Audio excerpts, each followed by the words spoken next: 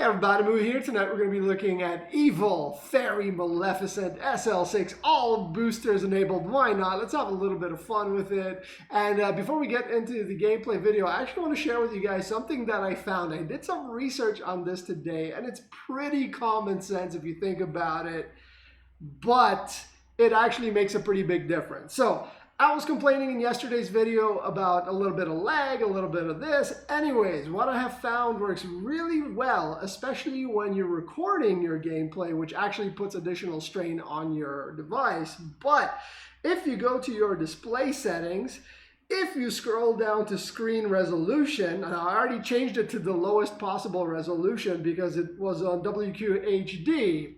Now, for whatever reason, this 5-year-old game does not work very well with high resolution. Even though it's just a match 3 game, it shouldn't put a lot of strain on your processor and GPU, but it does.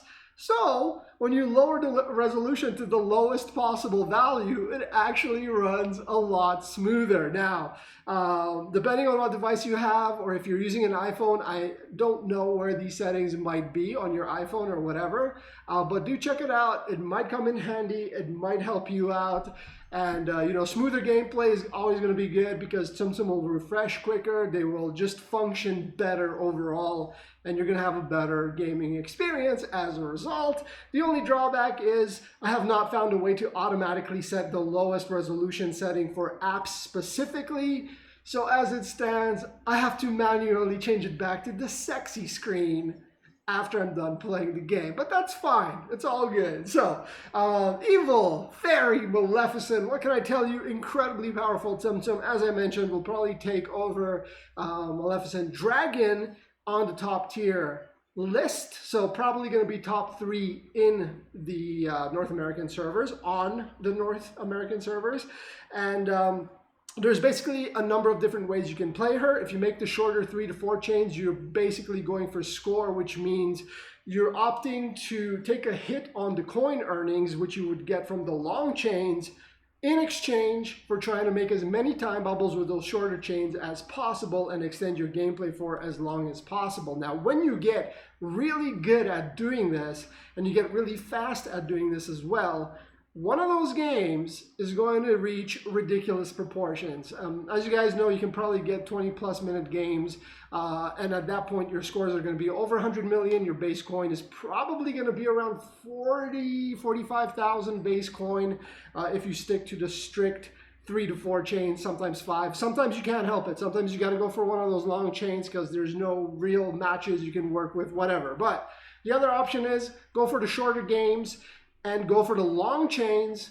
Of course, you're not going to get 100 million score, but you're going to get a lot more coin because longer chains give much higher coin.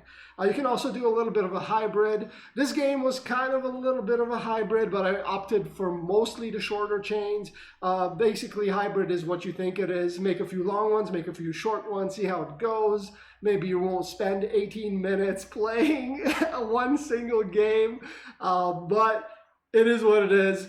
The flexibility is great because it lets you play the game how you want, and it lets you go for whatever you want. You want coin, do that. You want score, do that. All in one. Super good Tsum Tsum. S tier for sure. Anyways, if you have any questions, comments, anything like that, leave it all in the comment section below. And as always, thank you so much for your likes, your subs, and your viewership. I'll see you guys next time. All right, here we go. We're going for score, so that means shorter chains, trying to get as many time bubbles. Let's see what happens.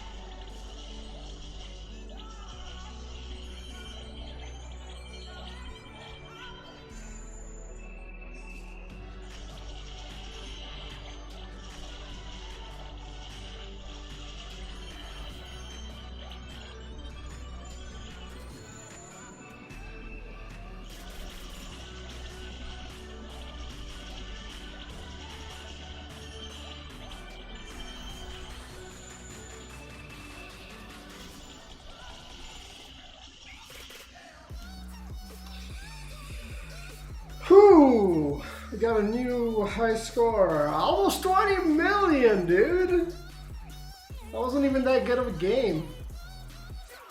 And maybe if you guys want, we can try and get a 100 million game or something. But that's going to take a lot of tries because I'm not very good with Maleficent. But, yo, I'll take the 20.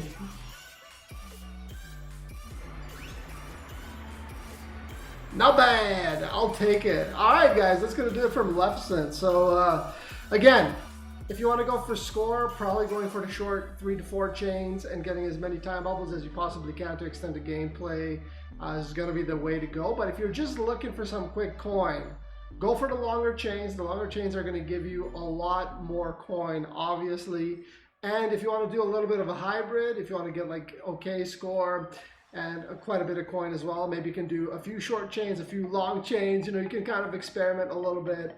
And this one is like pure mayhem, just trying to make as many chains as I can and reset the screen with the bubbles as fast as I possibly could. But you can experiment, see what kind of works for you. Maybe you can do one chain bottom right, one chain bottom left, one top, bubble. And then rinse and repeat. See what kind of cycles best with your phone. Because refresh rate makes a big difference, as I mentioned in the introduction, since the faster the Tsum Tsum fall from the top, the faster you're going to be able to play Maleficent and the better results you're going to get. But if you're just making empty chains and they're exploding and hitting nothing because there's no new Tsum Tsum on screen, that's not going to work either. So you got to find that happy middle ground. Anyways, that's going to do it for this quick introductory video to the SL6 Maleficent. See you guys later.